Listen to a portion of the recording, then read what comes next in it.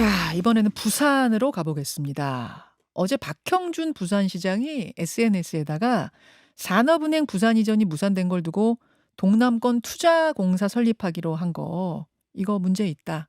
쓴소리를 쏟아냈습니다. 근데 언뜻 생각하면, 아니, 동남권 투자공사를 설립해주겠다고 했는데 왜 그럴까 싶으시죠? 이게 무슨 이야기인지. 산업은행 그리고 동남권 투자은행, 동남권 투자공사 뭐가 어떻게 다른 건지 부산의 목소리 귀 기울여 보겠습니다. 박형준 부산시장 연결돼 있습니다. 박형준 시장님 나와 계십니까? 네, 안녕하세요. 네, 안녕하세요. 오랜만에 출연하셨는데 어제 SNS에 올린 글이 화제가 되면서입니다. 네, 네, 저희가 지금 유튜브와 레인보우로 보여드리고 있는데요. 네. 최근 정부가 부산에 동남권 투자공사 설립하기로 한 거, 이거 은행이 아니라 공사로 하겠다고 규정했는데 여기에 대해서 아주 강하게 비판하는 글을 올리셨어요.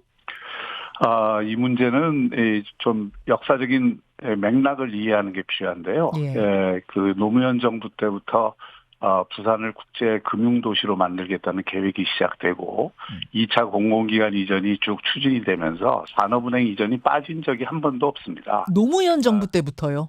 그럼요. 그리고 문재인 정부 때도 2차 공공기관 이전에 이미 이게 올라가 있었고 또 민주당도 이것을 정책, 특히 부산시당 같은 경우에는 가장 우선 공약으로 추진했던 사안입니다. 예. 이것이 윤석열 정부가 실제로 이제 꼭지를 달라고 하니까 당시 정쟁 구도 속에서 민주당 지도부가 반대해서 이게 안 돼서 넘어온 사안이거든요. 그러면서 그 산업은행 이전에 대한 시민들 여망이 워낙 크니까 거기에 대한 대안으로 동남권 투자공사를 하겠다 그래서 그걸 저희가 강력히 반대하고 그것은 이전 조금 이따 설명드리겠습니다만 이전에 실패한 모델이기 때문에 예. 산업은행과 동남권 투자공사를 바꾸자는 거는 고래와 참치를 바꾸는 거다.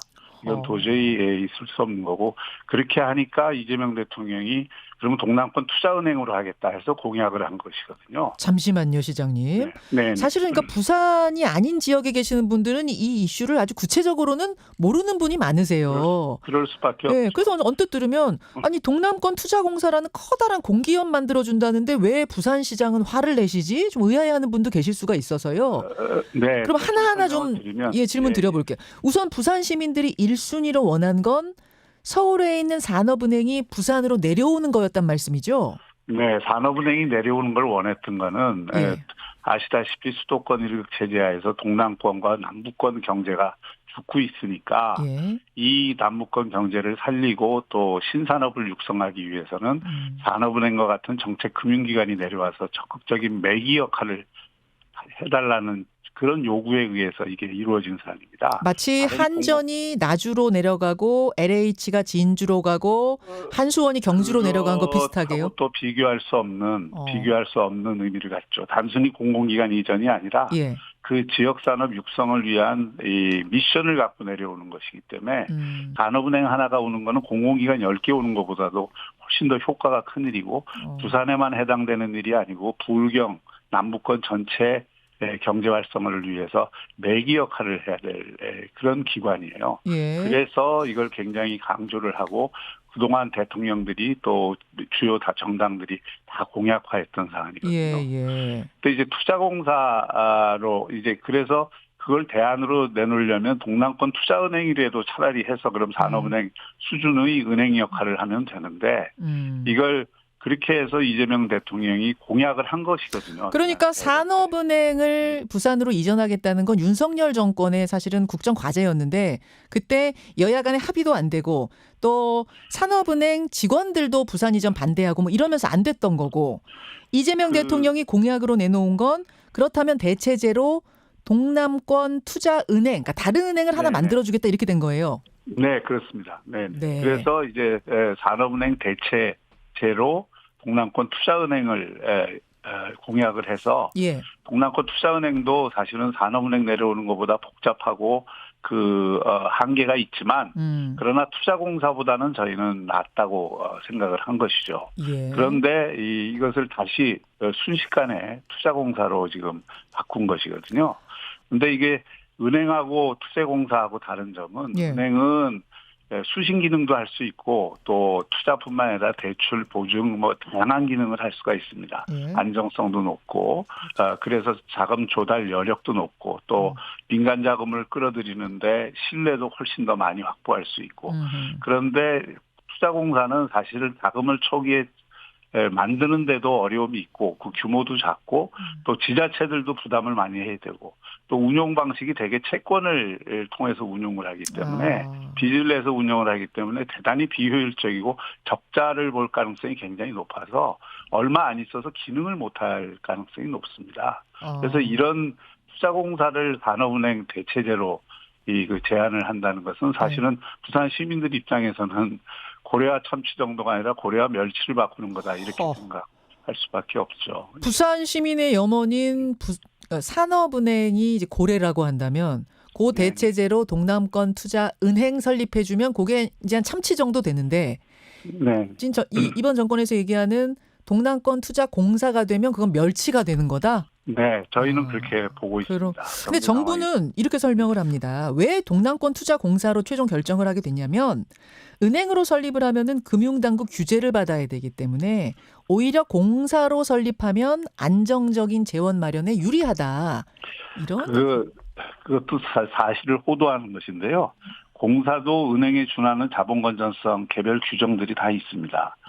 그리고 일반 시중은행하고 달리 특수목적의 정책금융기관들은 그런 소위 BIS라고 하죠.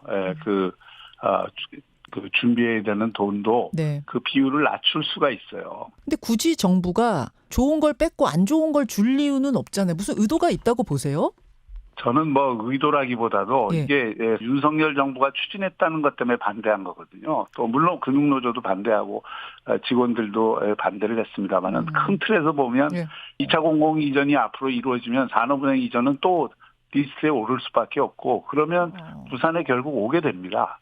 그래서 이런 맥락에서 보면 이건 정치적으로 윤석열 정부가 했다고 해서 반대할 게 아니라 그렇게 동남권 투자은행 어렵게 할 것이 아니라 산업은행 이전하면 간명하게 해결할 수 있는 것을 이렇게 복잡하게 해결해서 결국은 정치적인 사안으로 변질을 시켜버린 것이죠.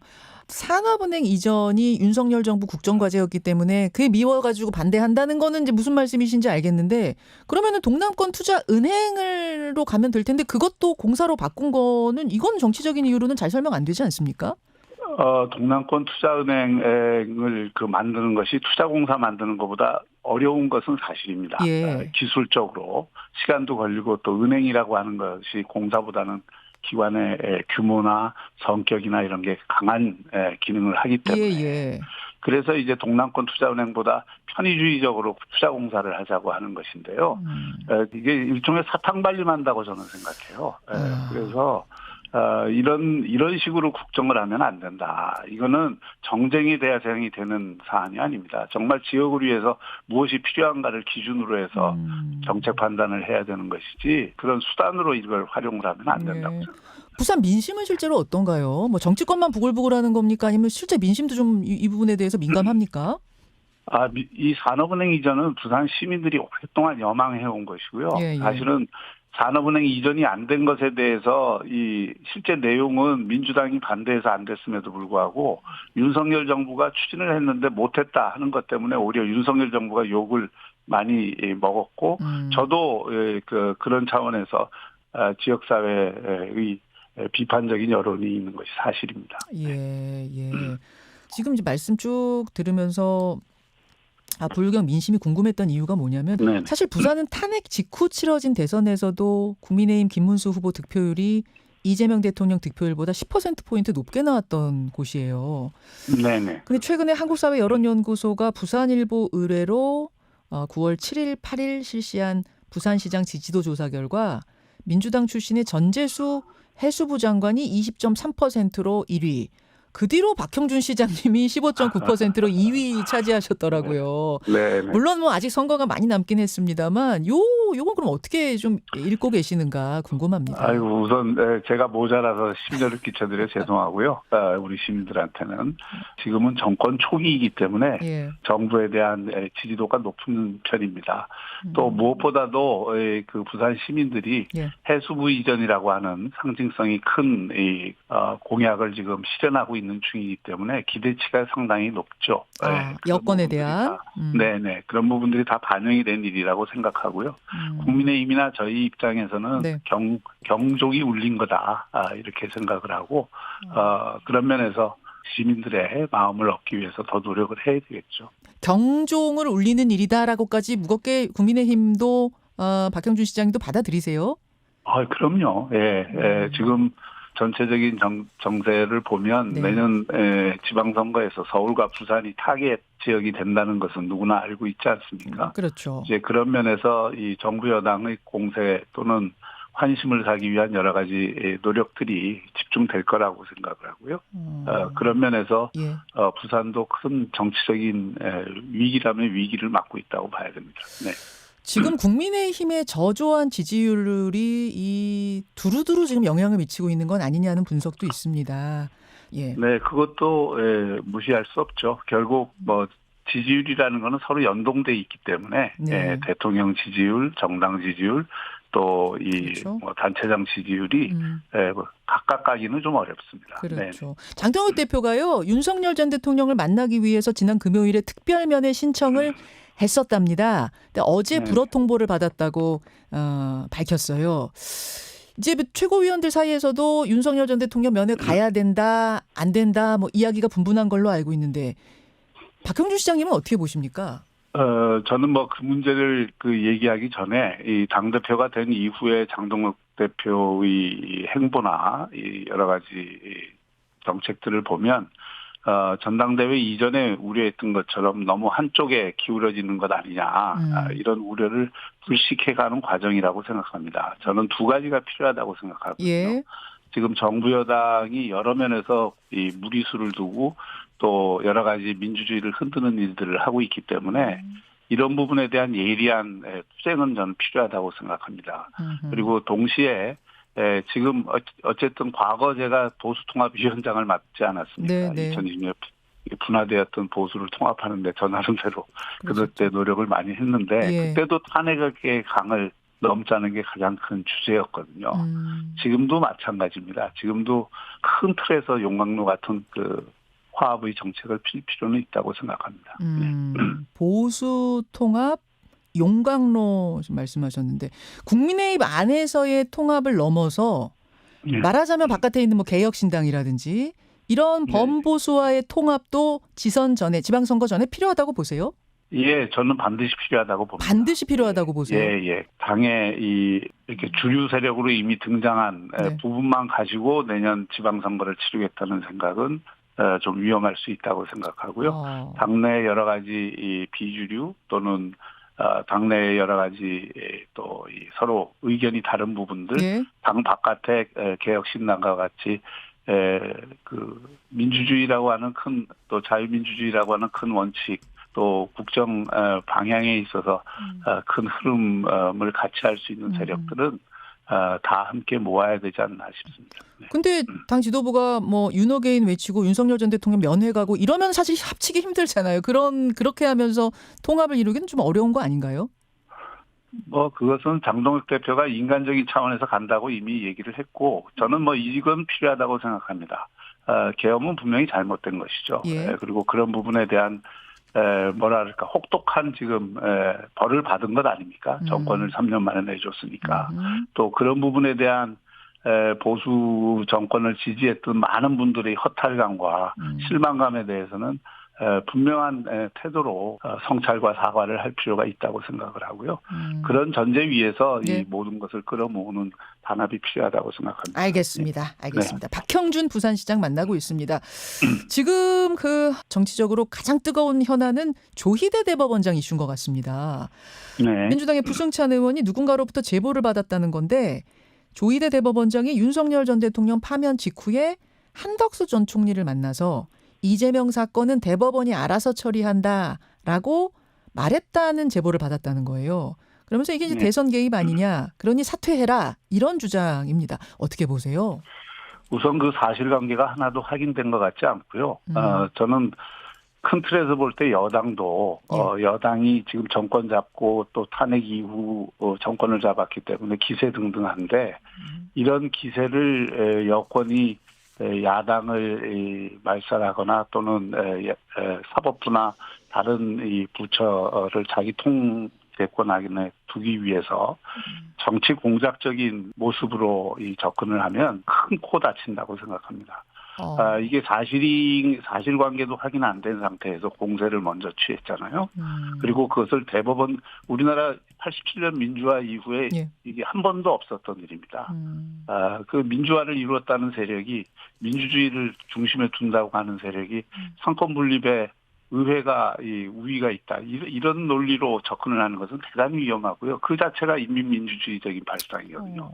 그렇게 따지면 선거에서 다수를라는 이름으로 통치를 하는 모든 독재 권위주의 세력들이 정당화되는 겁니다.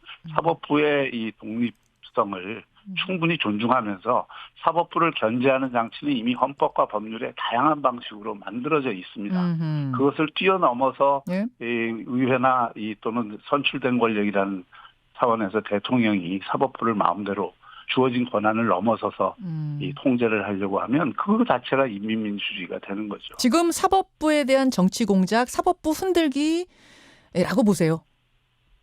저는 분명히 그런 요소들이 많이 보입니다. 근데 이제 정치를 민주당에서는 오래 했다면 오래 했는데 예. 그 지금 모습은 과거 민주당 그 정권에서도 볼 수 없었던 모습이고요. 그런 면에서 저는 지금 민주당에 민주가 있냐를 묻지 않을 수 없고. 알겠습니다. 근데 이제 민주당에서는 이렇게 얘기합니다. 대선 전으로 거슬러 올라가요. 이재명 후보, 그 당시 이재명 당대표의 이 3심 선고를 이례적으로 빨리 선고를 했다. 그때부터 이상했었는데 이제 보니 이렇게 만났다는 게 뭐 제보로 들어오는 걸 보면 정치 개입한 거 아니냐 뭐 이런 식인 건데요. 어떻게 생각하세요? 저는 대선 이전에 이 처리돼야 됐어야 될 재판들이 한없이 미루어지고 사실 선거 전까지 그런 일들이 왈가왈부됐다는 것 자체가 사실은 문제가 있는 것이죠. 그리고 그 당시에 그걸 빨리 처리해야 되겠다라고 하는 거는 저는 대법원의 판단이었다고 생각을 합니다. 거기에 무슨 정치적인 의사가 있었다 없었다 하는 거는 뭐 각자 평가하기에 따라 달라지는 것이고요. 그런데 그렇다고 해서 지금 대법원을 무력화시키는 식으로 해야 되겠다. 이거는 과유불급을 넘어서서 사실은 과잉 통치죠. 그 3심을 빨리 선고했다는, 그러니까 대선 전에 빨리 선고했다는 이유로 이렇게 지금 이 조희대 대법원장에 대해 공세를 취하는 건 일종의 그럼 보복성이 있다고 보시는 거예요? 저는 분명히 그렇게 보입니다. 네, 그렇게 보이고요. 그다음에 지금 결국 저런 것들이 현재 탄핵 재판에 대한 불안을 또 일정하게 반영하는 것 아닌가. 그동안 내란이라는 틀로 모든 걸 규정하고 여기까지 왔는데 그 부분이 이 재판 과정에서 흔들릴까 봐 그런 것을 우려하는 그걸 미리 막기 위한 하나의 방편 아닌가 이런 의심도 해봅니다. 예. 녹취가 있을 수도 있다고 민주당에서 그러는데 녹취가 있다면 공개해야 된다고 보시고요. 당연히 공개해야죠. 네. 예. 알겠습니다. 여기까지 오늘 말씀 듣겠습니다. 박형준 부산시장님 고맙습니다. 네, 감사합니다. 예, 박형준 부산시장 만나봤습니다. 오늘 중간에 저희가 언급한 여론조사는 중앙선거심의위원회 홈페이지에서 여러분 자세한 내용 보실 수 있습니다. 여기까지 인터뷰 진행하죠. 김현정의 뉴스쇼는 시청자 여러분의 참여를 기다립니다. 구독과 좋아요, 댓글 잊지 않으셨죠? 알림 설정을 해두시면 평일 아침 7시 10분 실시간 라이브도 참여하실 수 있습니다.